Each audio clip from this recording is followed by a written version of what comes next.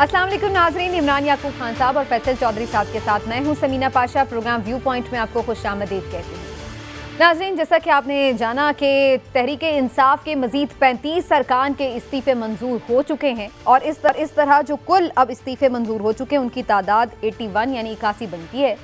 और उसके साथ साथ जो 11 पहली नशिस्तें थी उनके ऊपर जो हुए थे ज़िमनी इंतखाब, उनका नोटिफिकेशन भी जारी हो चुका है और कामयाब करार दे दिया गया इमरान खान साहब को, तो वो वाली नशिस्तें अब आप उसमें से माइनस कर दें। तो अब बहरहाल सूरत हाल ये है कि बड़ी तादाद में जो नशिस्तें हैं वो खाली हैं इस वक्त कौमी असम्बली की। और दूसरी तरफ हम देख रहे हैं कि 2 सूबाई असम्बलियाँ भी तहलील हो चुकी हैं, खैबर पख्तूनख्वा और पंजाब की। तो क्या इतनी बड़ी तादाद में, यानी 2 सूबाई असम्बलियाँ और फिर ज़िमनी इंतखाब जो कौमी असम्बली में होना है, क्या ये सब एक साथ मुमकिन हो पाएगा या फिर मुल्क में अब आम इंतखाबात ही होते नजर आ रहे हैं? और अगर नहीं तो फिर इसकी क्या सूरत हाल होगी, ये बहुत बड़ा सवाल है जिसके ऊपर बात करेंगे आज के प्रोग्राम में। इसके साथ साथ डेडलॉक नजर आ रहा है जनाब निगरां वज़ीर आला के नाम के ऊपर भी, और बहुत ही यहाँ पर भी एक्सट्रीम पोजीशंस जो हैं वो दिखाई दे रही हैं दोनों जानिब से, हुकूमत और अपोजिशन की। तो क्या फैसला होगा इसके ऊपर और किसको मानना ही पड़ेगा, इस पर बात करेंगे। और साथ ही साथ नून लीग के नए बयानिए के हवाले से भी आज के प्रोग्राम में गुफ्तगू होगी। आप सबको खुशामदीद कहती हूँ। पहले मैं चलूँगी इमरान साहब। इमरान साहब, PTI के 35 अरकान असम्बली के इस्तीफे मजीद मंजूर हो गए हैं। क्या आप इस बात से इत्तेफाक करते हैं कि राजा परवेज़ अशरफ साहब ने पहले इस्तीफे मंजूर ना करने की जो वजह बताई थी उसी के मुताबिक उन्होंने ये इस्तीफे मंजूर किए हैं या फिर उन्होंने यू टर्न लिया है? बिस्मिल्लाहिर्रहमानिर्रहीम। समीना, देखें, अलमिया ये है कि राजा परवेज़ अशरफ साहब हों, PTI हो, मुस्लिम लीग नून हो या पीपल्स पार्टी हो, कोई भी जमात हो, इस वक्त कोई भी मुल्क को नहीं देख रहा, मुल्क की बदतरीन माशी सूरत हाल को नहीं देख रहा। तमाम लोग PDM और PTI दोनों एक दूसरे को सरप्राइज देने में लगी हुई हैं। देखें, इमरान खान साहब खुद कई दफ़ा फरमा चुके हैं कि यू टर्न लेना तो अच्छी बात होती है। अब उनका कहा ही उनके सामने आ रहा है। अब वो कह रहे हैं कि जी हाँ, यू टर्न हमने भी ले लिया। मामला इमरान साहब का कसूर नहीं, कसूर नहीं है। कसूर किसका है? कसूर तो कसूर वालों का है। ये तो सारे जो है ना PTI का कसूर है, ना मुस्लिम लीग नून का या PDM का कसूर है। कसूर तो बेचारे अवाम का है। स्पेसिफिक मामले पे उसूली मौक़िफ़ आपके ख्याल से दुरुस्त था राजा परवेज़ अशरफ साहब का पहले, या फिर अब किसी को बुलाया नहीं, तस्दीक की नहीं और इस्तीफे मंजूर कर लिए? आपका सवाल बड़ा अच्छा है, लेकिन मुझे ये बता दें कि आपने पिछले 20-30 जब से आप ने होश संभाली है, क्या पाकिस्तान में सियासत में कोई असूली मौक़िफ़ पे फैसला होते हुए देखा? तो ये भी यही तो अलमिया। हाँ, कहाँ के असूल और कहाँ के ज़ाब्ते? माफ़ कीजिएगा, यहाँ पाकिस्तान में ज़ाती मफाद के लिए सियासत की जा रही है। ना कोई असूल है, ना कोई ज़ाब्ता है, ना किसी को अवाम का फिक्र है। पहले वही साहब कहते थे कि जी आएंगे, मेरे पास आए, एक एक करके मैं तस्दीक करूँगा, फिर इस्तीफा मंजूर करूँगा। और ये कहते थे हम ना माने, हम तो नहीं आएंगे। अब उन्होंने अपना असूल और ज़ाब्ता छोड़ा, इन्होंने अपना छोड़ा। क्यों? इन्हें अब नजर आ रहा था कि हम तो इस तरह से अपोजिशन लीडर होंगे राजा रियाज साहब, तो वो अपनी मर्जी से निगरान सेटअप तैयार कर लेंगे। तो हमें चला जाना चाहिए, अपोजिशन लीडर भी हमारा हो, चीफ वेब भी हमारा हो, और पब्लिक अकाउंट्स कमेटी का चेयरमैन भी हमारा। यानी असूल ज़ाब्ता कहीं नहीं है, दोनों तरफ से अपना अपना मफाद है। लेकिन अब इसमें आपको लग क्या रहा है कि पहले ये कहते थे आप आए, फिर हम वसी तर मफाद में बातचीत भी करेंगे, ये वो, अब जब उन्होंने वापस आने की बात की तो उन्होंने रास्ता बंद कर दिया। तो उन्होंने वसी तर मफाद कर ली है। अच्छा। उनका अपना मफाद ही उनकी नजर में वसी तर मफाद है। यही तो मेरा केस है। तो अब आपको नजर क्या आ रहा है, एक छोटी सी बात और फिर मैं चाहती हूँ चौधरी साहब, नजर क्या आ रहा है कि ये ज़िमनी इंतखाब होंगे या फिर अल्टीमेटली मुल्क अब आम इंतखाबात की तरफ ही जाता नजर आ रहा है? देखिए, अगर आप मेरी राय पूछें तो मैं जाती तौर पर समझता हूँ कि आम इंतखाबात जो हैं वो सूरत हाल को बेहतर कर सकते हैं, कोई हाल निकल सकता है। लेकिन अनफॉर्चुनेटली मुझे आम इंतखाबात होते नजर नहीं आते। ठीक, चलिए जी चौधरी साहब से बात करते। चौधरी साहब, पहले तो आपको खुशामदीद, लेकिन पहले इसका थोड़ा आईनी और कानूनी पोजीशन भी वाजे कर दें। क्या PTI इन इस्तीफों की मंजूरी को चैलेंज कर सकती है या फिर जो इस्तीफे मंजूर नहीं हुए उनकी नामंजूरी को चैलेंज कर सकती है? आईनी और कानूनी पोजीशन है क्या इसके ऊपर? देखिए, यह तो सियासी फैसला है, PTI को करना है कि क्या वो ये इन इस्तीफों के ऊपर जो है जो जिस तरीके से मंजूर किए गए हैं उसकी तो आइन और कानून और अदालती नज़ीरों की मौजूदगी में उसकी कोई तो गुंजाइश नहीं है। स्पीकर साहब का जो एक्शन है वो गैर कानूनी है और उसकी कोई जस्टिफिकेशन नहीं दी जा सकती। बिकॉज अगर आपको याद हो कि ये जो पीटीआई की पिटीशन इस्लामाबाद हाई कोर्ट में गई थी इन इस्तीफों के मंजूर करने में, क्योंकि 9 अप्रैल के बाद जिस पूरी पीटीआई ने फ्लोर के ऊपर खड़े होकर इस्तीफे दिए, तो उस वक्त के जो स्पीकर थे सूरी साहब, उन्होंने उन इस्तीफों को मंजूर किया और सेक्रेटरी असेंबली में नोटिफिकेशन भी जारी किया। उसके बाद राजा परवेज अशरफ साहब आए, उन्होंने उसको विदहोल्ड कर लिया। तो इसके अगेंस्ट पीटीआई जो है वो अदालत में गई, तो अदालत ने उनको ये कहा कि नहीं, वो एक जजमेंट के तहत और जो प्रीवियस प्रेसिडेंट्स हैं उसके नतीजे में स्पीकर को जो सेटिस्फेक्शन का अमल है वो मुकम्मल करना है, और उसके बाद उसके बगैर इस्तीफे मंजूर नहीं किए जा सकते। ये मामला भी सुप्रीम कोर्ट में पेंडिंग है अभी उनके सामने। तो ये तो एक सियासी फैसला है कि पीटीआई जो है वो क्या कहती है, लेकिन इसके साथ साथ जो लेकिन चौधरी साहब आप वैसे क्या सजेस्ट करते हैं इस बात में, क्योंकि देखिए प्ली तो यही थी ना पीटीआई की अदालत में, ये नहीं थी कि मंजूर ना किए जाएं, बल्कि ये प्ली थी कि सब एक साथ मंजूर किए जाएं। तो अब तो एक तरह से वो सब एक साथ ही मंजूर हो रहे हैं। शायद जो बाकी 25-30 रह गए, मेरा ख्याल है वो भी एक आध दिन बाद वो शायद मंजूर कर लें, तो फिर बात तो उनकी पूरी हो गई। इसमें जो इस्तीफों की मंजूरी का अमल है ये तब स्टार्ट हुआ जब पीटीआई ने ये कहा कि वो असेंबली में वापस जाएंगे और अपोजिशन लीडर और पब्लिक अकाउंट्स कमेटी का चेयरमैन, क्योंकि जो as per rules assembly rules और जो कन्वेंशन है उसमें जो लार्जेस्ट मेंबर होते हैं जिस पार्टी के नंबर, अपोजिशन लीडर भी उनका होता है, पब्लिक अकाउंट्स कमेटी का चेयरमैन भी उनको दिया जाता है, और ये एक ट्रेडिशन है। ये उन्होंने कहा तो सही था चौधरी साहब, लेकिन ये लीगली उनको बाइंडिंग तो नहीं थी कि वो फिर स्पीकर साहब मंजूर ना करते। उन्होंने तो लीगली अपना राइट इस्तेमाल करते हुए मंजूर कर लिया। उसमें स्पीकर साहब जो है वो फिर अपनी उस बात पे नहीं ना रहे। जब उन्होंने पहली दफा पीटीआई का जो वफद मिला तो उन्होंने कहा कि आप हमारे इज्तिमाई इस्तीफे मंजूर करें। उन्होंने कहा जी नहीं, मैं तो एक हफ्ते में 3 बंदे बुलाऊंगा, उनको पूछूंगा, फिर जो है वो करेंगे। लेकिन जब पीटीआई ने अपना मौका बदला तो उन्होंने भी अपना भाग के मौका बदल लिया। एनीवेज इसमें लेकिन जो अब एक इंटरेस्टिंग सिचुएशन जो अभी किसी पर डिस्कशन नहीं हो रही है वो ये है कि आपको याद है अभी ये जो पीडीएम है ये एक इंदिया दे रही है कि इलेक्शन हम इसको लंबा करेंगे, इलेक्शन हम नहीं कराएंगे, तो और ये करेंगे और वो करेंगे, जिसकी आइन में तो गुंजाइश नहीं है, कानून में भी। लेकिन अब ये जो नेशनल असेंबली के इस्तीफे मंजूर किए हैं, इनमें बाय इलेक्शन अगर इलेक्शन कमीशन ने कराने हैं तो ये कैसे हो सकता है कि फिर सूबाई हुकूमतों के इलेक्शन ना हो। और ये अगर मतलब ये वो जो 2 मौकफ हैं हुकूमत की तरफ से, इलेक्शन कमीशन को तो मुझे लगता है कि ये जो इनकी ख्वाहिश थी या जो चीज थी, इन्होंने ये इस्तीफे मंजूर करके खुद ही वो जो लंबा करना चाह रहे थे प्रोसेस को, वो अब ये नहीं कर पाएंगे बिकॉज क्योंकि नेशनल। ठीक है, मैं इस पे आती हूँ दोबारा आपकी तरफ, और मुझे इस पे बात करनी ही है, और मैं चाहूंगी कि इसके ऊपर हम कोई रेलेवेंट जो है मजीद इलेक्शन कमीशन से कोई मौक़िफ़ भी सामने ले सकें। लेकिन इमरान साहब, ये पीडीएम की ख्वाहिश भी हो सकती है, वो इसका इजहार भी कर रहे हैं कि हो सकता है दोनों सूबाई असम्बलियों के इंतखाबात इल्तवा का शिकार करके अक्टूबर में एक साथ ही कौमी असम्बली के साथ ही उनके इलेक्शंस भी करवाए जाएं। लेकिन इसका कोई रोड मैप किसी तरफ से भी देखने में नहीं आ रहा, क्योंकि आइन और कानून इस मामले में कोई गुंजाइश दे ही नहीं रहा।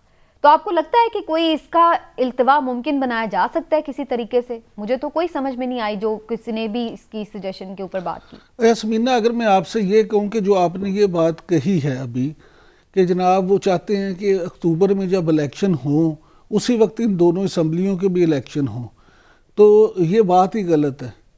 रोड मैप है ही नहीं, रोड मैप ही तो नहीं है, क्योंकि वो अक्टूबर में भी नहीं चाहते। मामला इस वक्त ये है, देखें कि इमरान खान सब फौरी इलेक्शन चाहते हैं और पीडीएम वाले चाहते हैं कि ये इलेक्शन साल 6 महीने साल 1.5 साल मजीद आगे चले जाएं। और उसी लिए वो जो बातें की जा रही हैं ना कि जी मुआशी इमरजेंसी लगा दी जाए, ये हो जाए वो हो जाए, उसमें ये मामला सिर्फ इतने हैं कि पीडीएम जो है उसको ये नज़र आ रहा है कि इस वक्त जो सूरत हाल है उसमें अगर वो फौरी इलेक्शन पे जाती है तो इमरान खान साहब की जो मकबूलियत है उनसे उन्हें लगता है कि वो इलेक्शन जीत जाएंगे और पीडीएम इलेक्शन हार सकता है।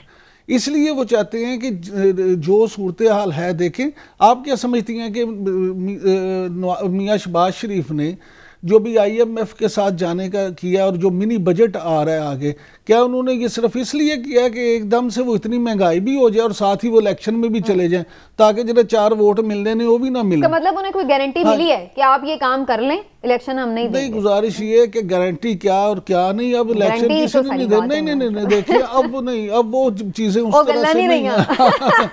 अब देखिए ये क्या होता है, कम से कम हम तो यही समझते हैं, मैं तो यही समझता हूँ, और वो गल्ला नहीं रही है। अब मामला किसी और तरह से है, लेकिन मैं आपको PDM की जो ख्वाहिश है उसका इजहार कर रहा हूँ कि वो तो ये चाहते हैं कि इलेक्शन लंबा, लेकिन मुझे नहीं लग रहा है कि ये बगैर किसी गारंटी के इतने कड़वे घूंट पीने पे तैयार हो चुके हों। बड़ी हैरत की बात है। माजी में गारंटियां तो बड़ी मिलती रही हैं, तो वो गारंटी कौन सी पूरी हो? पाकिस्तान में मैं आपसे अर्ज करूं कि ये बड़ी चीजें इसी तरह से चलती हैं। बड़ी वो कहते हैं तेरे वादे पे तेरे वादे पे जी हम तो हमने ये क्या वो है, तो ये जान छूट जाना, खुशी से मरना चाहते हैं अगर एतबार होता। चलिए जी, कमर दिलशाद साहब हमारे साथ हैं, साबिक सेक्रेटरी इलेक्शन कमीशन। जरा उनसे जानते हैं कि ये जो आईनी और कानूनी इलेक्शन कमीशन से जुड़े मामलात हैं उस पर उनकी क्या राय है। कमर दिलशाद साहब, आपका वक्त का। कमर साहब, सबसे पहले तो ये फरमा दीजिए कि PTI के ये जो इस्तीफे मंजूर हुए हैं, और राजा परवेज अशरफ साहब पहले कह रहे थे कि इस्तीफों की फर्दन तस्दीक जरूरी है, अब उन्होंने बगैर तस्दीक के मंजूर कर लिए, तो क्या PTI वाले इसके ऊपर कोई रिक्वेस्ट या कोई ऐसी बात डाल सकते हैं कि जी हमारे ये इस्तीफों की जो मंजूरी है इसको खत्म करें, या चैलेंज किया जा सकता है इस मंजूरी को? सबसे बड़ी पहली अहम बात ये है स्पीकर कौमी असम्बली ने जो मंजूर किए हैं वो ये आज से तकरीबन 7-8 महीने पहले इस्तीफे कबूल कर लेते। इस वक्त या अप्रैल के बाद शुरू थे तो 3-4 महीने के बाद उनके अफेक्ट हो जाते हैं और इलेक्शन भी हो जाते और नई जो है कैबिनेट के सामने लीडरशिप। उस वक्त स्पीकर साहब ने ये कहा कि मेरे सामने पेश हों, मैंने उनके दस्तखत चेक करने हैं, रहनुमाई करनी है और एक एक करके मेरे पास आए। वो उनका ठीक था, पार्लियामेंट्री एक्ट के मुताबिक स्पीकर साहब पॉइंट ऑफ व्यू दुरुस्त था। लेकिन अब ये अचानक पहले में 35 मेंबरान को इस्तीफे कबूल की, आज 35 दोबारा की, वो जो रवायत पार्लियामेंट्री एक्ट के तहत उस पर तो उन्होंने अमल दरामद नहीं किया। ठीक, अगर उसी पर अमल दरामद करके मजीद इंतजार कर रहे थे। अब जाहिर है कि अब 80-81 तो इनको चैलेंज किया जा सकता है। कमर दिलशाद साहब, चैलेंज किया जा सकता है इस मंजूरी को? नहीं, इसमें सबसे इलेक्शन कमीशन तो दो राय पे खड़ा हो गया। एक तरफ आईन और कानून है और दूसरी तरफ हमारे मुल्क की माशी बात देखें। इस पर तकरीबन अभी बाई इलेक्शन करवाते हैं 2-2.5 अरब रुपया खर्च और बिला वजह। उसके बाद ये आपकी अगस्त 2023 में हमारी मौजूदा असेंबली होनी है आईनी मदद करने पर। अच्छा, कमर दिलशाद साहब फैसला करते हैं कि 60 दिन में इंतखाबात के बारे में बताइए। कमर दिलशाद साहब, हम आपको सही से सुन नहीं पा रहे। हाँ जी, मैं आपको बिल्कुल दोबारा हम आपसे बात करते हैं, जरा थोड़ा आई होप कि ये ऑडियो का प्रॉब्लम फिक्स हो जाए।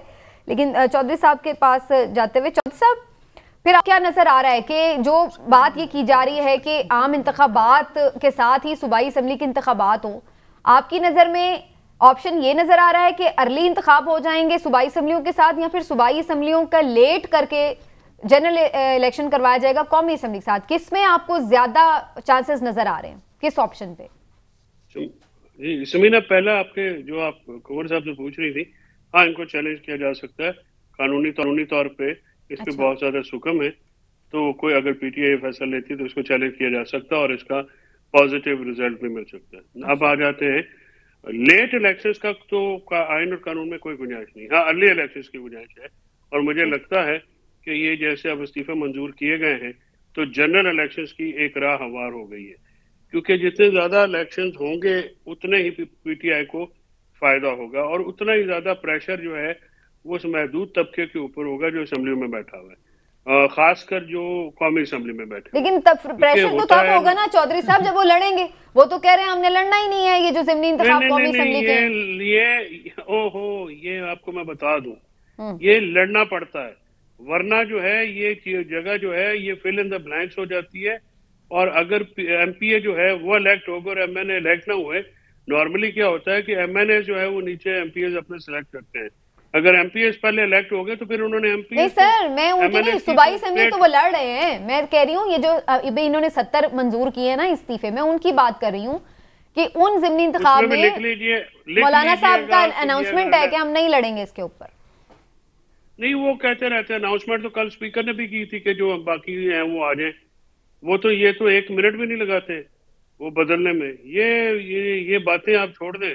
ये जब अब इलेक्शन होंगे तो आप देखिएगा पीडीएम कहेगी मुल्क के वसी तरह मुफाद में हम इलेक्शन लड़ें। अच्छा। ये वसी तरह मुफाद जो है हर मिनट बाद आ जाता है। ठीक है, चलिए कमर दिलशाद साहब दोबारा हमारे साथ हैं। चलिए बता दीजिए वजह, फिर मैं उनको ले लेती। जी, उसकी वजह ये होती है ना, पॉलिटिकल वैक्यूम कोई अफोर्ड नहीं कर सकता। पॉलिटिक्स के कुछ अपने भी सिनेरियोज होते हैं ना जी। सर आपकी बात ठीक है, लेकिन 2 महीने के लिए अफोर्ड कर सकते हैं वो, ऐसा उनको पता है कि उसके बाद फिर आगे और जनरल इलेक्शन करीब होगा, डिसॉल्व होने वाली होगी असेंबली, तो वो वैसे भी नहीं चाहेंगे कि इस वक्त हम पैसे खर्च करें पहले एमएनए की 2 महीने की सीट के लिए, उसके बाद दोबारा फिर जनरल इलेक्शन लड़े। लेकिन इस पे मैं बाद में आपसे बहस करूंगी। पहले कुछ करने की वो तो इसलिए कि पीटीआई ना आके कोई टफ टाइम दे। लेकिन मैं पहले दिलशाद साहब लूं, कबर साहब पहले ये फरमा दीजिए, जो आप बात कर रहे थे मैं उसी को थोड़ा सा आगे परसू करना चाह रही हूँ। तो आपको सर, आप ये कह रहे हैं कि पैसे भी बड़े 2.5 अरब खर्च हो जाएंगे इस ज़िमनी इंतखाब में, और फिर इसका कोई फ़ायदा भी नहीं है, 2-4 महीने के लिए ही आएंगे जो भी मेंबर्स आएंगे, फिर उसके बाद वैसे ही असेंबली को डिसॉल्व होना होगा। तो आपको क्या लग रहा है, इलेक्शन कमीशन असेंबली की मुद्दत के या इलेक्शन के तयन के लिए क्या कोई किरदार अदा कर सकता है उसकी तारीख के लिए? हाँ, इलेक्शन कमीशन पाकिस्तान का इसके बारे में जो ये 70 सीटें खाली हुई है उसके बारे में तो बड़ा किरदार अदा कर सकता है। उसका आसान तरीका भैया वो सुप्रीम कोर्ट ऑफ पाकिस्तान को रेफर में जाए। इस चंद महीनों के बाद ये असेंबली भी डिसॉल्व होने वाली है, तो हमें इतनी मदद के लिए तो आइन की जो खिलाफ है, आइन के बारे में जो लिखा हुआ है आर्टिकल 224 आखिरी में इंतखाबात करवाएं, तो ये बिला वजह बोझ है। इसलिए वैसे अगर ना भी करे तो इलेक्शन में आज खुद भी आर्टिकल 234 के तहत इसको एक्सटेंड कर सकता है कि हम इंतखाबात करवाते इस पे खजात होने हैं 3 महीने के बाद, वैसे असेंबली होने वाली हो सकता है। लेकिन मैं तो ये कह रहा हूँ कि सुबह पंजाब की और खैबर पुख्तनख्वा का भी इलेक्शन ना, उसके लिए पूरी गवर्नमेंट बैठ जाए ना, गवर्नमेंट क्यों जिद कर रही है। आज सऊदी अरब ने क्या कहा है कि अपने मुल्क के हालात ठीक करो, इसके बाद हम तुम्हें कर्जा भी देंगे, ग्रांट भी देंगे, आपके मुल्क के हालात ठीक नहीं होते। इतना बड़ा इशारा दिया तो ये गवर्नमेंट हमारी अभी फिर हम सही तौर पे सुन नहीं पा रहे। प्रोड्यूसर साहब, अगर मेरा ख्याल है कमर साहब को फोन पे ले लें, कमर साहब को अगर आप फोन पे ले लें तो शायद बेहतर हम ऑडियो उनकी सुन पाए। देखते हैं वो इसको कैसे फिक्स करते हैं। चौधरी साहब मैं अभी आपकी तरफ भी आती हूँ, मैं पहले जरा 1 सेकंड चौधरी साहब मौका तो दो, इस तुसी फड़े नहीं जा रहे जरा इमरान साहब की मैं राय ले लूँ। इमरान साहब, जो पहले में बात चौधरी साहब कर रही थी, पीडीएम कह रही है कि हम इन ज़िमनी इंतखाब में नहीं जा रहे हैं, और ठीक है ये वैसे भी ये भी इसमें गैर संजीदगी का मुजाहरा करते हैं क्योंकि हर सीट पे इमरान खान खड़ा हो जाता है, तो फिर होता रहे, हम नहीं लड़ रहे इलेक्शन। तो आपको लगता है कि ये इस बात पे अब स्टैंड भी लेंगे क्योंकि ये सूट भी करता है उन्हें, 2-4 महीने के लिए क्यों इतनी मेहनत करें? हसमीना देखें, एक और भी चीज़ है ना उसकी वजह। देखें इमरान खान साहब ने जो जिन सीटों में इमरान साहब हुए कामयाब ये ज़िमनी इलेक्शंस में, उन्होंने क्या कहा, उन्होंने कहा वो जाके उसका हलफ भी नहीं लेंगे। ऐसी बात है ना, अगर इन्होंने इमरान खान साहब ने कामयाब होके भी जाके हलफ भी नहीं लेना, तो फिर चाहे वो 2 सीटों से जीते या 200 सीटों से जीते, फिर उसमें फ़र्क क्या पड़ता है। और दूसरी बात ये है कि सपोज़ कि वो नहीं लड़ते, इमरान खान साहब इन तमाम हलकों से 70 हलकों से बिला मुकाबला ही जीत जाते हैं, फिर भी अगर वो जाते हैं हलफ लेने चले भी जाएं तो हलफ तो 1 सीट पे ही लेंगे ना, बिल्कुल, बाकी हाँ। अच्छा, फिर वो इतना प्रोसेस लंबा है कि फिर वो उतनी देर में फिर ये दोबारा होगा सारा अमल। और यानी ज़िमनी इंतखाब की कोई हैसियत नहीं है। नहीं, अगर आप इस लिहाज से देखें तो सियासी तौर पे इसकी कोई अहमियत वाकई उस तरह से नहीं बनती। उन्हें पता है, इसलिए पीडीएम ये पूरी कोशिश करेगा कि हाँ साहब अगर 70 के 70 हलकों से लड़ते हैं तो लड़ते रहे, हम नहीं लड़ते, हम आराम से देखेंगे। और ये अगर हाँ साहब कामयाब भी हो जाएं 70 से, वो जाके 1 का हलफ लेंगे, जो वो तो कहते हैं मैंने हलफ लेने जाना ही नहीं। लिहाजा पीडीएम ये तमाशा देखेगा और ये करेगा कि आगे फिर 2-3 महीने रह जाएंगे तो फिर वो कहेंगे अब तो ज़िमनी इलेक्शन होने वाले। तो ये सारे मामला इसी तरह, असल मकसद ये है कि किस तरह से टाइम, वो कहते ना टाइम पास करना, टाइम कैसे गुजारा जाए और बात को लटकाया जाए। लेकिन कितना लटकाया जा सकता है इन और कानून में, इसकी कितनी गुंजाइश है, और ख़ास तौर पर जो पंजाब के अब इलेक्शन होने उसके ऊपर प्रोसेस तो शुरू हो चुका है, निगरान वज़ीर आला की तायुन की भी बात हो रही है, सब कुछ, और अगरचे वो अपने तौर पर एक कंट्रोवर्शियल मामला बना हुआ है, उस पर भी बात करते हैं ब्रेक से वापस आकर, और साथ ही साथ ये भी देखेंगे कि फिर आखिर इस सारे सियासी बहरान का हल नज़र किस बात में आ रहा है। ब्रेक के बाद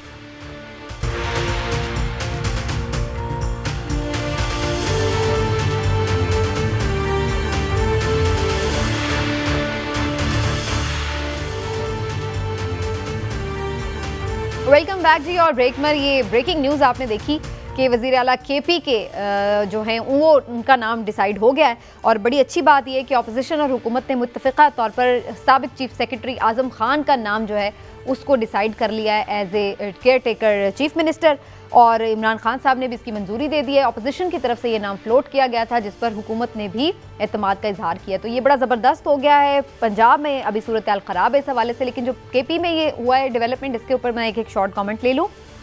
इमरान साहब, आपके ख्याल से ये एक अच्छा नाम था, और अच्छी चीज़ ये कि हुकूमत ने बिला वजह का रखना नहीं डाला और उस चीज़ को एक्सेप्ट कर लिया। सबसे पहले तो मैं समझता हूँ कि केपी के जितने मेंबरान असम्बली हैं, वो अपोजिशन हो या हुकूमत, वो मुबारकबाद के मुस्तहिक हैं इस बात पे कि उन्होंने जमहूरी तरीका इख्तियार करते हुए जमहूरियत के हक़ में फ़ैसला किया, और आज दोनों ने मुत्तफिक हो गए, महमूद खान साहब ने भी और अपोजिशन ने भी। हालांकि ये नाम अपोजिशन की तरफ से फ्लोट किया गया था। और थोड़ी सी इसमें मैं बता दूं कि ये आज़म खान साहब जो हैं ये चीफ सेक्रेटरी रहे हैं माजी में, ये वो प्रिंसिपल सेक्रेटरी जो थे इमरान खान साहब के, आज़म खान साहब वो वाले नहीं हैं, ये दूसरे हैं, ताकि बहाम ना रहे। लेकिन ये केपी वालों ने मिच्योर सियासतदान होने का सबूत दिया है। पंजाब वालों को भी चाहिए कि होश के नाखून लें और कुछ ऐसा उनसे ही कुछ सीख लें। चौधरी साहब, पहले तो केपी के ऊपर आप कमेंट कर दें, फिर मैं बाद में बताती हूँ कि पंजाब में क्या सूरत हाल है, लेकिन केपी में आपके ख्याल से ये एक अच्छी ऑप्शन है और अब इसमें मजीद मामला कोई कंट्रोवर्शियल नहीं होगा? It's a good start and बिल्कुल सही कहा है कि इसमें मुबारकबाद देनी चाहिए। देखिए, एक पॉलिटिकल मैच्योरिटी होती है और यही स्पिरिट है डेमोक्रेसी का, यही स्पिरिट है कॉन्स्टिट्यूशन का, यही स्पिरिट है लॉ का, कि आप जो है जब देखिए ना पंजाब में क्या सूरत हाल हुई, जब जिदबाजी हुई, जब अगर आइन को और कानून को और अब मामलात को आप अफाम तफहीम से डेमोक्रेसी मिनिमम कंसेंसस का नाम है, यानी आप कम से कम बातों के ऊपर कंसेंसस करते हैं। तो आज केपी के जो हुकूमत और अपोजिशन है वो सबकत ले गई है, पॉलिटिकल मैच्योरिटी भी शो की उन्होंने, और उन्होंने सही जमहूरियत और आइन की रूह के मुताबिक काम किया। बिल्कुल, जब हम लेकिन इसमें हम पंजाब में इसमें क्या होता देखेंगे, इस पे मैं आती हूँ। मैं जरा कमर दिलशाद साहब फिर से हमारे साथ मौजूद हैं, उनसे मैं एक दो सवाल जल्दी कर लूँ। कमर दिलशाद साहब, केपी में तो मामला फामो तफहीम से हल भी हो गया है और जो है एक नाम पे इत्तेफाक हो गया है। अब हम क्या समझें कि वाकई ही जो दोनों सूबे हैं वो वाकई इलेक्शन की तरफ अकेले ही बढ़ रहे हैं और बाकी जगहों पर इंतखाबात एक साथ नहीं हो रहे, बज़ाहिर यही नजर आ रहा है। देखिए जी, सोरी तरफ अभी जो कमेंट्स दिए हैं इमरान याकूब साहब ने भी और फैसल चौधरी ने, तो मैं इनकी बात को आगे बढ़ाता हूँ कि जब मेरी पोस्टिंग थी, जब मैं डायरेक्टर इंफॉर्मेशन था, तो खैबर पख्तूनख्वा का अब है पहले सूबा सरहद थे, तो मुझे वली खान ने बड़ी खूबसूरत बात कही थी। तो वली खान ने कहा था कि जी सूबा सरहद के अवाम बड़े बाशऊर हैं, उनकी ब्यूरोक्रेसी, उनके इदारे जो हैं वो सूबा सरहद के मफादात को मद्देनजर रखते हैं, जबकि पंजाब की अवाम बेहिस है, बेशऊर है और वो अपने जो अपने हाकिम होते हैं उनके वफादार का ख्याल रखती है। तो उससे हमें बड़ी नई बात लगी ये वली खान की। सर वैसे मैं आपको कहूंगी कि इस तरह की कमेंट्स को हम अवॉइड ही करें, अवाम को क्या हमने बुरा भला कहना है, ये तो जो ऊपर बैठे हुए हैं उन्होंने आपस में इत्तेफाक करना है, इसमें अवाम का तो कोई ताल्लुक नहीं है। हमारे दोस्तों से कहा भाई सूबाई असम्बली खैबर पख्तूनख्वा ने फैसला किया, उनके लीडर ऑफ द अपोजिशन भी बाशऊर है, उनके लीडर ऑफ द हाउस भी बाशऊर, उन्होंने बैठ के फैसला कर लिया। और हमारे यहाँ क्या हो रहा है आप देख लें। सर मेरा सवाल का जवाब प्लीज दे दें। बिल्कुल ठीक है। हमारे यहाँ तो हमारे चौधरी परवेज इलाही साहब की गुफ्तगू सुना रहे ना राजा रंजीत सिंह की, वो ये कहता है कि जनाब मैं चलने नहीं दूंगा, मैं अभी आपको सुनवा देती हूँ, पाकिस्तान में चला जाऊंगा। क्या फैसला तो साहब बैठे हुए हैं, चौधरी साहब को पता नहीं आर्टिकल 224 क्या कहता है। आर्टिकल 224 में होता है कि इलेक्शन कमीशन का फैसला हतमी फैसला होगा। आप रुके कमर दिलशाद साहब, मैं सुनवा देती हूँ आपको, एक सेकंड। परवेज इलाही साहब ने क्या कहा जी जरा सुन लेते हैं, फिर मैं सबके इस पे कमेंट ले लेती हूँ और पूछते हूँ कि क्या वाकई कोई लीगल इसकी गुंजाइश। सुनिए जी। हमने चीफ इलेक्शन कमिश्नर का बनाया हुआ चीफ मिनिस्टर, उसको चलने नहीं देंगे और हम सुप्रीम कोर्ट जाएंगे। हमें कोई शौक नहीं है इलेक्शन कमीशन का। हमें पता है इलेक्शन कमीशन की सोच नीयत क्या है। वो इमरान खान साहब के खिलाफ रोज केसेस कर रहे हैं। जी, तो वो क्या नाम है, कमर दिलशाद साहब, वो तो कह रहे हैं कि चूंकि इलेक्शन कमीशन एक पार्टी बना हुआ है तो इसलिए वो उसके ऊपर अदम एतमाद का इजहार कर रहे हैं। कोई उसकी वजह ये नहीं है कि वो कह रहे हैं कि जी उसके पास कोई आईनी इख्तियार नहीं है इसका। परवेज लाई का कोई राइट नहीं बनता कि वो इलेक्शन कमीशन पाकिस्तान की किसी फैसले में इतराज करे। और खुद रात के अंधेरे में पैगाम भेजते हैं चीफ इलेक्शन कमीशन को कि मैं आपसे मुलाकात करना चाहता हूँ, और टीवी में बैठ के उनके खिलाफ बातें करते हैं। तो मुलाकात करने में कौन सी मसला है चीफ इलेक्शन कमीशन के पास कि खुद मुलाकात की ख्वाहिश का इजहार करते हैं। हो सकता है इसीलिए करते हो ना कि मामला सॉर्ट आउट हो जाए। लेकिन अच्छा कमर दिलशाद साहब, इस पर मुझे बताएं कि जो मैंने सवाल बुनियादी किया कि क्या ये दोनों असम्बलियों के अलग इलेक्शन आपको नजर आ रहे हैं, क्योंकि यहाँ तो प्रोसेस आगे बढ़ रहा है, या फिर आपको लगता है कि किसी वजह से इस पर ताखीर हो सकती है, अगर हुकूमत या कोई भी निगरान हुकूमत इस चीज के ऊपर कोई एक्शन ले सकती है? कोई निगरान हुकूमत बन रही है, अब तो इलेक्शन वक्त पे हो जाएंगे। देखिए निगरान हुकूमत बन गई है, पंजाब में ही बन जाएगी। मंडे को सुबह 10 बजे जो है गवर्नर पंजाब से हालत ले लेंगे। और जल्दी से मुझे इस पे भी बता दें कमर दिलशाद साहब, हो जाएगा। ठीक है, ये जो ज़िमनी इलेक्शन की बात हो रही कौमी असम्बली की 70 नशिस्तों पर, यहाँ पर क्या सूरत हाल होगी? ये इलेक्शन 60 दिन के अंदर करवाने पड़ेंगे इनको, या इसको भी डिले किया जा सकता है? डिले करने का जवाब नहीं बनता। देखो इलेक्शन कमीशन ने तो आइन के मुताबिक चलना है, ख्वाब बेशक 3 महीने के लिए बच्चा बने, 4 महीने के लिए बने, वो तो उन्होंने अपने 60 दिन में बाई इलेक्शन करवाना उनकी आइनी और कानूनी जिम्मेदारी है।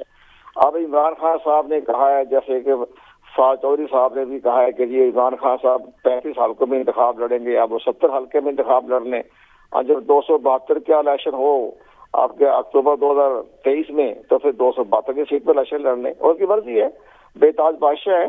और आइन का आर्टिकल 224 खामोश है, इसके बारे में कोई राय नहीं। 1 हो, 5 हल्के हो, 10 हल्के हो, लेकिन बहरहाल इलेक्शन जो है ये आपके 70 दिनों में हो जाएंगे। ये तो बाकायदा उनको तैयारी मुकम्मल है, और ये पुरानी हल्का बंदी भी होंगे और पुरानी इंतखाबी फरिश्तों की बुनियाद पे होंगे। ठीक है, जो 17। बहुत शुक्रिया आपका कमर दिलशाद साहब, थैंक यू सो मच, आपके शुक्रिया आपके वक्त का।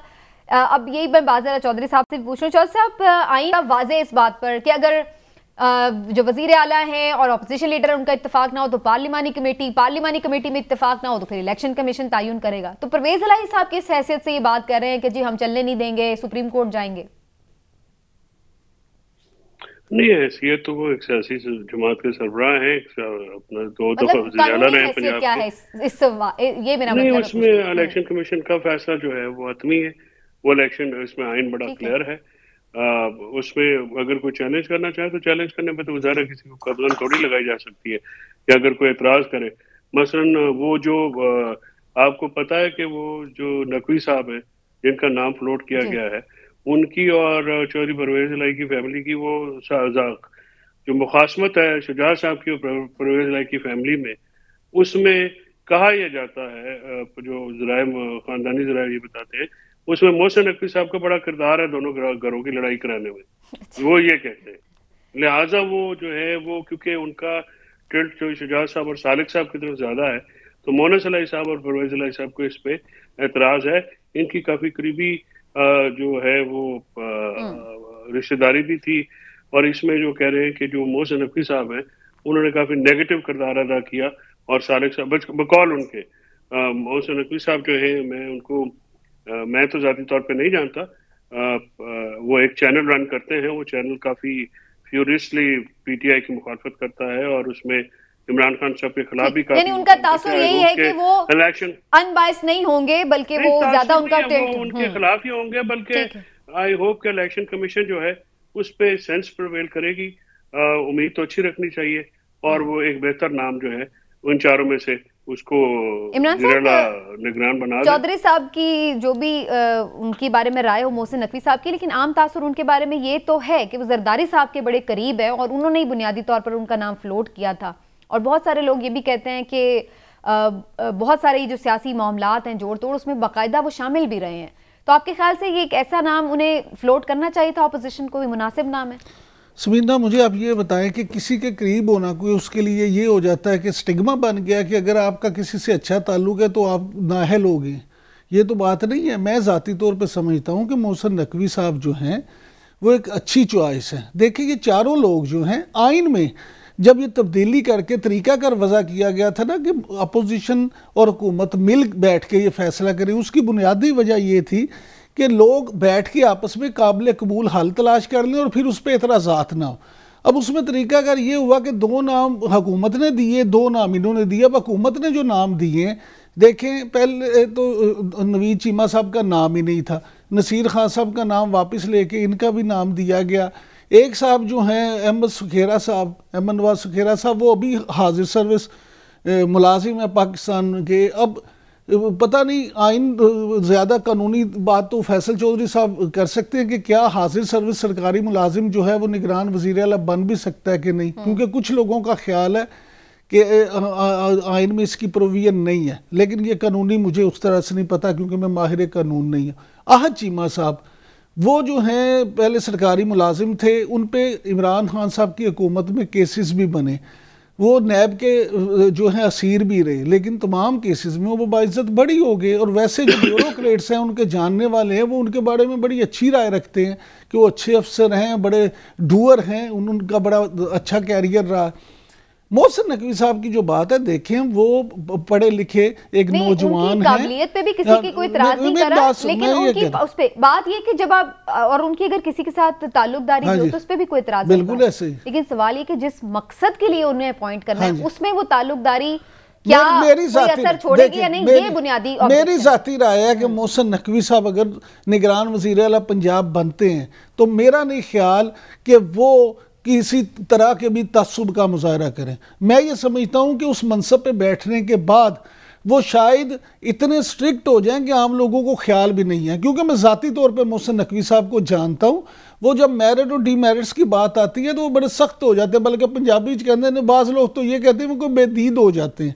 लिहाजा ये बड़ी माजरत के साथ गैर पार्लिमानी सा लफ्ज़ है, लेकिन मुझे ये लगता है कि अगर मोहसिन नकवी साहब भी बन गए तो कोई तूफान नहीं आ जाएगा, अच्छा ही काम करेंगे। आपको याद होगा नजम सेठी साहब के बारे में कहा और बाद में फिर तो इमरान खान साहब ने फिर वापस भी ले लिया था कि नहीं वो गलत बात थी। नहीं, उन्होंने ये नहीं कहा था कि उन्होंने बिल्कुल सही इलेक्शन वो पर्टिकुलर उस पे, लेकिन बहरहाल वो बेहतर बता सकते हैं उनका क्या मतलब था। लेकिन बहरहाल जो नजम सेठी के भी अंडर इलेक्शन हुए थे वो क्वेश्चनेबल तो थे, और उस पर क्वेश्चनेबल कौन से इलेक्शन नहीं रहे, ये भी बात आपकी सही है। यहाँ फरिश्ते को लाके बिठा दें फिर उस पर भी हम इतराज करें। बल्कि मैं तो ये कह रही हूँ कि बहुत सारे जो अच्छे लोग हैं अब वो खुद ही दामन बचा रहे होते हैं कि यार हम इस काम में पड़े। नासिर खोसा साहब ने दूसरी दफा रिफ्यूज किया। हाँ जी, क्योंकि वो लोग कहते हैं कि यार जो ये काम करेंगे वो दोनों तरफ से कोई एक ना खुश होगा और वो जो है वो करेगा। लेकिन बहरहाल यहाँ पर हमें यही सूरत नजर आ रही है। नून लीग बहुत ज्यादा मीटिंग्स के बाद लंदन में अब बहरहाल ये तय हुआ है कि जी मरियम नवाज साहिबा आ रही हैं अगले हफ्ते पाकिस्तान, और ये भी कहा जा रहा है कि जी कोई नैरेटिव भी अब उन्होंने बहरहाल फाइनली तैयार कर लिया है और बाजवा साहब पर चढ़ाई रहेगी। क्या इस हवाले से नवाज शरीफ साहब ने कहा है, जरा सुन लेते हैं, फिर इस पर भी बात करते हैं। करें जब मैंने कहा था कि ये खराबी ये जिम्मेदार है और उसमें हर बात खोल के रखी थी मैं तो अपना समझता हूँ कि जो हमारा मुल्क है उसके साथ जो सितम ज़रीफियाँ हुई हैं, जो जालिमाना सलूक किया गया है, उसको बताना ये मेरी जिम्मेदारी है। साबिक आर्मी चीफ के ऊपर बड़ा उन्होंने जो है निशाना लिया है नवाज शरीफ से और बड़ी तनकीद हो रही है। मजीद भी एक खबर के मुताबिक मजीद 2-4 नाम हैं, साबिक चीफ जस्टिस का भी है, साबिक DGISI का भी है, जिन पर बहुत ज़्यादा तनकीद जो है वो की जाती रहेगी। ये एक नैरेटिव होगा PMLN का। चौधरी साहब, नैरेटिव तो मिल गया, अब उनको आपके ख्याल से PMLN में मरियम नवाज साहिबा आकर अब सबको उड़ा के रख देंगी नए नैरेटिव के साथ? बस ये मेरा ख्याल में कि बहुत लेट हो गया है। अंग्रेजी में कहते हैं it's too little too late. इस वक्त तक इमरान खान साहब की जो पॉलिटिकल पॉपुलैरिटी है वो बहुत ऊपर चली गई है। नवाज शरीफ साहब अगर खुद भी आ जाए तो वो, मैंने आपको हमेशा ये कहा कि शायद अब वक्त गुजर गया, पुलों के नीचे से बहुत सारा पानी चला गया है। जब तक नवाज शरीफ साहब खुद नहीं आते हैं पॉलिटिकल एरिना में, नवाज लीग जो है वो बहुत ही कमज़ोर सतह पर रहेगी। और इसमें जितने भी सर्वे हुए, आपको एक इंटरेस्टिंग बात बताया, मैं खबर भी शेयर करूं, या कि मेरे ज़राए ने ये बताया कि कुछ जो इमरान खान साहब के बड़े करीबी दोस्त थे जो कि पार्टी में बाद में ना रह सके, उन्होंने भी सर्वे कराया पूरे पाकिस्तान का, और उन्होंने ये कुछ जर्नलिस्ट को ये दिखाया भी है ये सर्वे अपने घर पे बुला के, तो उसके मुताबिक में भी वो नून लीग 20% पे है और खान साहब 60% पे है। तो 40% का जो गैप है इसको फिल करना, ये तो या तो पहले आ जाते, अब तो इलेक्शन कैंपेन किक ऑफ हो जाएगी नेक्स्ट मंडे ऑनवर्ड्स, तो उसके बाद तो बड़ा मुश्किल हो जाएगा कि ये सारा काम करें। और इलेक्शन में इमरान खान साहब को जेर करना ये बहुत ही मुश्किल टास्क है, क्योंकि इस वक्त तक उनका इमरान खान का बयानिया, इमरान खान साहब की स्ट्रगल, गोलियां खाने के बावजूद पाकिस्तान में रहना, और फिर एक बेबाक और दलेराना मौकफ जो है वो अवाम जो है उसको बिल्कुल अपना चुकी है। और एक दफा हमारी हिस्ट्री है कि जब एक दफा पॉपुलर हो जाता है लीडर तो फिर 15-20 साल तो फिर कितने नहीं गए। लेकिन इमरान साहब, ये नून लीग जब इमरान खान साहब बाजवा साहब पे तनकीद कर रहे थे तो कह रहे थे कि ये एहसान फरामोश हैं, इन्होंने इतना उनके लिए कुछ किया और उसके बाद अब ये उनको इस तरह से तनकीद का निशाना बना रहे हैं। लेकिन अब यही बात नवाज शरीफ साहब या PMLN अगर कहेगी साबिक आर्मी चीफ के हवाले से, तो फिर उनके ऊपर ये बात सादिक नहीं आएगी कि भाई उन्होंने भी वापस आपको इक़्तिदार में भी आने दिया, आपने केसेस भी माफ़ करवा लिए, आपके लिए काफ़ी मामलात बेहतर हो गए, और फिर भी आप उनके ऊपर जो है वो आके तनकीद कर रहे हैं। नहीं, वो इसलिए नहीं होगा कि वो तो ये केस ही ये बना रहे हैं ना, वो कह रहे हैं केस क्या है उनका, उनके मुताबिक प्रोजेक्ट इमरान जो है उसके बानी बाजवा साहब थे, और वो लोग 4-5 नाम जिसमें साबिक चीफ जस्टिस साकिब निसार साहब का नाम हो या साबिक DGI हाँ जी आसिफ खोसा साहब का नाम हो, फैज हमीद साहब, जो भी नाम हो, बात ये वो ये केस अब बना रहे हैं, ये बयानियां बनाना चाहते हैं कि जनाब ये वो लोग थे जिन्होंने प्रोजेक्ट इमरान लॉन्च किया था, वो अब ऐसा प्लेटफॉर्म चाहते हैं कि जिस पे वो आके ये इमरान खान साहब का मुकाबला कर सकें। मैं फैसल चौधरी साहब की इस बात से बिल्कुल 100% मुत्तफिक हूँ कि इस वक्त इतनी देर हो चुकी है कि या तो फिर अब सारी कश्तियाँ जला के खुद मियाँ नवाज शरीफ साहब कूदें इसमें। उसकी बुनियादी वजह यह है कि पंजाब में इस वक्त आप देखें क्यों 2 लीडर हैं, एक इस वक्त हैं इमरान खान साहब, दूसरे मियाँ नवाज शरीफ अगर खुद आते हैं तो। जहाँ तक मरियम नवाज साहबा की बात है, देखिए उनकी बड़ी से होगी, लोगों में बड़ी पॉपुलर भी होंगी, बड़ा क्राउड पुलर भी होंगी, लेकिन क्या खुद उनकी जमात उनसे मुतमिन है? तो सच ये है कि जो उनकी सीनियर क़यादत है उसमें भी उनको सीनियर नायब सदर बनाने और चीफ ऑर्गेनाइजर बनाने के हवाले से काफी तहफ़्फ़ुज़ात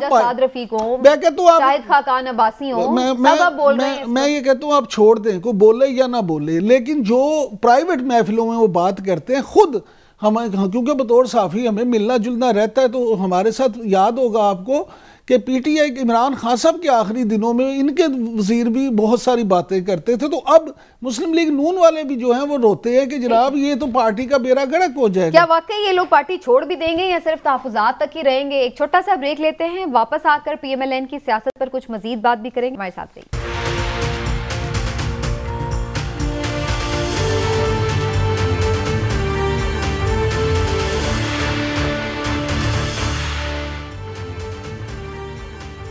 जी वेलकम बैक नाज़रीन। चौधरी साहब, पहले थोड़ा इस पर जो अभी इमरान साहब ने भी बात की, प्रोजेक्ट इमरान की बात हो रही है, तो आपको ये क्या फिर हम समझे एक ये प्रोजेक्ट इमरान के ऊपर बात कर रहे होंगे और इमरान खान साहब प्रोजेक्ट PDM के ऊपर बात कर रहे होंगे, तो यानी इसका मतलब है नवाज शरीफ साहब और इमरान खान साहब में इत्तेफाक हो गया है कि जो ये सारा मसला हुआ है, क्राइसिस, ये एक ही बंदा है, दोनों का इत्तेफाक हो गया इस बात पे कम अज कम। मेरा ख्याल में नवाज शरीफ साहब ने इस बात से इत्तेफाक किया है कि शहबाज शरीफ को नींद की गोलियां खिला के सुनाना है, और उन्होंने जो मौकफ अपनाने की जो अभी बात कर रहे हैं बाजवा साहब के खिलाफ और फैज हमीद साहब के खिलाफ, बाद में जब पनामा हुआ था तो उस वक्त DGI कौन थे? उस वक्त तो फैज हमीद साहब DGC थे अगर मैं गलत नहीं हूँ, और DGI तो वो बाद में बने, और उस वक्त जो है कौन क्या कर रहा था, वो फिर बहुत सारी बातें फिर इधर से भी आएंगी। मेरे ख्याल में बाजवा साहब का तो असल में मसला ये है ना सर के बसद एहतराम, जब आप किसी के साथ मुखलस ही नहीं रहे, कभी किसी के साथ कभी किसी के साथ, तो फिर आखिर में ये बात तो भुगतनी पड़ती है कि बाजवा साहब ने अगर एक काम किया था तो उसके साथ स्टिक नहीं किया, फिर उन्होंने दूसरा काम कर दिया, और अब हर तरफ से उनकी जो है वो एक हर तरह से उनके दुआएं निकल रही हैं दिल के अंदर से, अथाह गहराइयों से उनके लिए। तो ये बात तो होगी। बाकी रही, मैं समझता हूँ आसिफ सईद खान खोसा साहब का पनामा का जो फैसला था वो बिल्कुल दुरुस्त फैसला था। बाकी 3 जजेस का फैसला भी उसी पैटर्न पे होना चाहिए था, क्योंकि मुख्तसरन जो आसिफ सईद खान खोसा साहब का फैसला है वो 2 गुलजार साहब और आसिफ सईद खान खोसा ने ये कहा था कि क्योंकि वज़ीर आज़म की असेंबली के अंदर तकरीर और बाहर जो मामलात हैं उनमें वो फर्क है और वो गलत है और वो झूठ बोलने के मुर्तकब हुए हैं। लिहाजा जो वज़ीर आज़म पाकिस्तान जो है वो झूठ नहीं बोलता और उसको सच्चा और ईमानदार होना चाहिए। तो इस बुनियाद के ऊपर मुख्तसरन में बात करूं कि वो बात की जो बाकी 3 मेंबर बेंच का फैसला था उसमें फिर JIT बनी और अब मसला वही है ना चौधरी साहब, यहाँ किसने कोई मेरिट के ऊपर आके डिस्कशंस करनी है। असल चीज ये है कि जो उनके खिलाफ जो फैसला आया वो कहते हैं कि वो सही नहीं था, तो वो जाहिर है जो जजेस ने दिया उसको टारगेट करेंगे। लेकिन थोड़ा सा मुझे इसके ऊपर जरूर बताएं। लेकिन अभी भी समीना एक जुमला में आपकी इजाजत से, रहे तो उन्हीं फ्लैटों में रहे तो वो उधर ही रहे, और मतलब जो भी यहाँ से वो कहते हैं हमें पता नहीं है, लेकिन वो चाहे मरियम बीबी हो या मियां साहब हो वो रहे तो उन्हीं फ्लैटों में रहते हैं, और फिर उनकी कोई ना कोई ट्रेल देना ये तो मेरे ख्याल में अखलाकी तौर पे भी, बिल्कुल ठीक है जी, बिल्कुल ट्रेल आनी चाहिए थी भले जो है जो भी फैसला। लेकिन इमरान साहब जो अभी हम खबर की बात कर रहे थे कि PMLN में एक बेचैनी है, और बल्कि आपको सुनवा भी देती हूँ। सुलेमान शहबाज साहब ने एक ट्वीट किया, मिफ्ता इस्माइल साहब को भी उसमें उन्होंने जिसको कहते हैं ना कि ले लिया, जोकर्स। उन्होंने कहा कि लास्ट 3 जो वजीर ख़जाना थे वो जोकर्स थे, जिसमें ज़ाहिर मिफ्ता भी शामिल हैं। मिफ्ता साहब ने इस पर रंज का भी इजहार किया। तो शायद खाकान अब्बासी साहब ने इसके मुतालिक क्या कहा, जरा आपको सुनवा देते। मौरूसी सियासत की वजह से ये रहनुमा जिनके पहले भी मैंने नाम लिए हमें बेचैन नजर आए, निजी महफिलों के अलावा ऑन एयर बेचैन नजर आए, चाहे वो ख्वाजा साद रफीक हों, शायद खाकान अब्बासी हों, मलिक अहमद खान साहब हो। तो इमरान साहब आपको लगता है कि ये इस बेचैनी में PMLN छोड़ने का फैसला करेंगे या फिर इसी तनख्वाह में काम भी करते रहेंगे? इसी तनख्वाह पे काम करेंगे। इनमें से कोई नहीं PML छोड़ेगा। ठीक, आप ये देख लें। उसकी बुनियादी वजह है कि हमारे यहाँ सियासी ढांचा और सियासी निज़ाम इस तरह का बदबूदार हो चुका है बड़ी माजरत के साथ कि उसमें आपकी सर्वाइवल नहीं है। ठीक, यहाँ तो आप अपनी सर्वाइवल के लिए सियासत करते हैं, मुल्क के वसीतर मफाद में नहीं करते, इवन पार्टी के वसीतर मफाद में नहीं करते, आप अपनी वसीतर मफाद में तो अपना भी तो मफाद नहीं है ना, खुद तो उन्हें आगे नहीं बढ़ने दे रहे भाई। तो सुन लें, PML छोड़ देंगे, कहाँ जाएंगे? PTI में। PTI में उनके लिए जगह नहीं है। PTI अपने बंदे को टिकट देगी या इन्होंने टिकट देगी? चौधरी निसार साहब का हाल आपके सामने ही है ना, कितने ज़बरदस्त पार्लियामेंटेरियन थे, कितना उनका नाम था, बड़ा अपराइट उनके बारे में चीज़ें कहा जाता था। आज कहाँ है? यहाँ तो वो हाल होगा इन पार्टियों को छोड़ के कि वो जो तुम्हारी दास्तान तक ना होगी दास्तानों में। इसलिए ये जो सियासी निज़ाम है, एक उसूली मौक़िफ़ पे जब आप छोड़ते हैं, आप आज़ाद उम्मीदवार रहे हैं या कोई ना भी अगर आप सियासत उसमें यानी पार्लिमानी सियासत करें, मुस्तफ़ा नवाज खोखर साहब ही वो सब उनकी जो मुखालिफ हैं वो भी उनकी रिस्पेक्ट कर रहे हैं। बिल्कुल ठीक है। मैं अगर आपने कहती तो मैं अभी अगला नाम मुस्तफ़ा नवाज खोखर साहब का लेने वाला था। बड़ी उनकी इज्जत है, ट्विटर पे भी उन्हें वाह वाह वाह वाह किया जाता है, लेकिन मुझे उस वक्त जरूर बताइएगा जब वो आपको पार्लिमानी सियासत में नजर आएंगे। पार्लिमानी सियासत, सेनेटर भी जो पार्टी बनाएगी ना तो मुझे जरूर बताइएगा। जब तक वो इन पार्टियों में शामिल नहीं होंगे और जाके अपने लीडरों की चापलूसी नहीं करेंगे, कोई पार्टी उन्हें सेनेट का टिकट जी। चौधरी साहब, ये जो मौरूसी सियासत है इसके नाराज जो लोग हैं वो किधर जाएं बेचारे? देखिए, हमारी जो जमातें हैं, पॉलिटिकल जमातें हैं, वो यकशख्सी निज़ाम के गिर्द घूमती हैं। उनमें जमहूरियत लाने की बहुत ज़्यादा ज़रूरत है और वो जमहूरी बिल्कुल नहीं है, चाहे वो कोई भी जमात हो। वहाँ पे एक ही शख्स जो है वही फैसले करता है। इमरान खान साहब हो, नवाज शरीफ साहब हो, जरदारी साहब हो, किसी की मैं समझता हूँ कि इख्तलाफ की गुंजाइश कम होती है। बहुत ज़्यादा अगर आप ज़्यादा फुदकेंगे तो फिर आपको उसमें से बाहर निकाल दिया जाएगा।